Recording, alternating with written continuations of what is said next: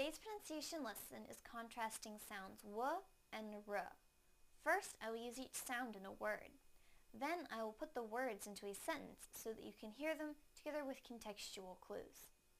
Please listen closely to the differences in the sounds. First, the w sound in the word wait, wait, wait.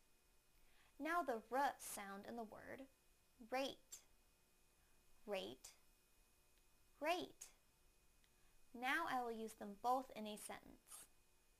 I will wait to hear the rate.